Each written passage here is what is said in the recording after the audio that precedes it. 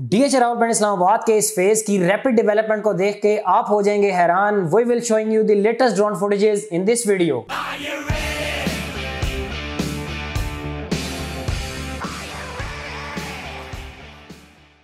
Welcome to another production of property Gupshup. काफी time से लोग इंतजार कर रहे थे कि डीएचए फेज 6 से सेक्टर C3 एक्सटेंशन की भी कोई अपडेट दिखाई जाए या उसके बारे में भी जो है वो कुछ बताया जाए। तो फाइनली हमारा वहां पे चक्कर लगा और हमने वहां पे देखा। मेरा तकरीबन आज से महीना पहले चक्कर लगा था, तो उस वक्त इतनी डेवलपमेंट नहीं थी, लेकिन अभी जो मेरा लेटेस्ट वहां पे चक्कर लगा तो I was amazed. DH Rawalpindi Islamabad की वहाँ पे बहुत तेज़ी से जो है वो डेवलपमेंट चल रही थी। तकरीबन आप कह लें कि 30 जनवरी को डीएचए ने यहाँ पे पोजीशन अनाउंस की थी, जब बाकी सेक्टर्स के अंदर सेक्टर B3 और C2 के अंदर डीएचए ने पोजीशन दी थी। उसके साथ ही जो सेक्टर C3 एक्सटेंशन के अंदर तैयार प्लॉट्स थे वहाँ पे भी डीएचए ने जो है वो पोजीशन दे दी थी, लेकिन वहाँ पे बाकी अम्यूनिटीज़ जो है वो नहीं थी। तो उसकी स्क्रीन पर आपको ड्रोन फुटेज नजर आ रही है, जिसमें आप देख सकते हैं कि डीएच रावलपिंडी इस्लामाबाद की डेवलपमेंट वहाँ पे बहुत तेज़ी से जो है वो चल रही है। पहले आपको जो सिर्फ राइट साइड के ऊपर स्ट्रीट्स नजर आ रही हैं जो ग्रे टॉप और ब्लैक टॉप हुई हुई हैं, सिर्फ ये डेवलप थी, और थोड़ा सा आगे जाके जो आपको स्ट्रीट्स ग्रे टॉप नजर आ रही हैं सिर्फ ये डेवलप थी। लेकिन इसके बाद डीएच रावलपिंडी इस्लामाबाद ने यहाँ पे न्यू लैंड एक्वायर करके और इसके अंदर अब आपको काफ़ी जगह के ऊपर जो है वो स्ट्रीट्स की मार्किंग हुई भी नजर आ रही होगी, लेफ्ट साइड के ऊपर भी,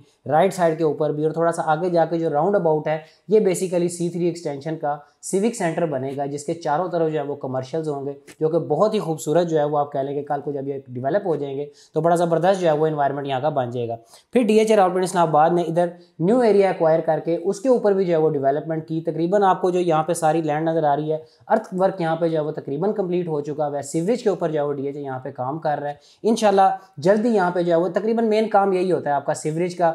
काम होता है। सीवरेज आपकी हो जाए और स्ट्रीट्स और जो प्लॉट्स हैं वो आपके आप कह लेंगे जल्दी जो है वो तैयार हो जाते हैं। अभी डीएच ने जो इधर रिसेंट जिन प्लॉट्स को पोजेशन दी थी, तो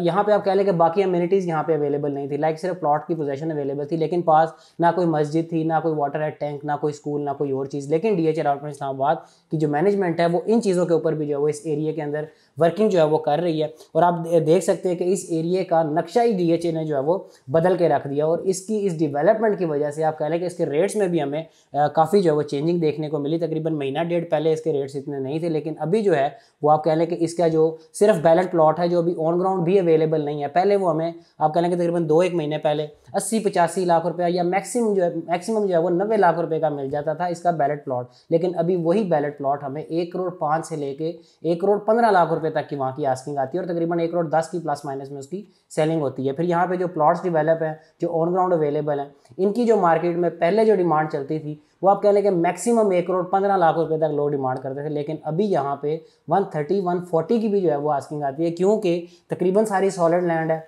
फिलिंग के यहाँ पे बहुत कम चांसेस हैं, कटिंग वाली लैंड है, और जैसे कि यहाँ पे डेवलपमेंट जो है वो तेज़ हो रही है तो लोगों का माइंडसेट ये भी है कि अनकरीब यहाँ पे जो है वो मज़ीद अम्यूनिटीज़ आएंगी, जिसकी वजह से लोगों की यहाँ पे लिविंग जो है वो शुरू हो जाएगी। ऑब्वियसली जो इससे पहले वाला सेक्टर है सेक्टर B3 और सेक्टर C2, उसके अंदर भी डीएचए की डेवलपमेंट जो है वो बहुत तेज़ी से चल रही हैं। उसके अंदर हम देख सकते हैं कि इसी साल के अंदर जो है वो घरों की भी कंस्ट्रक्शन जो है वो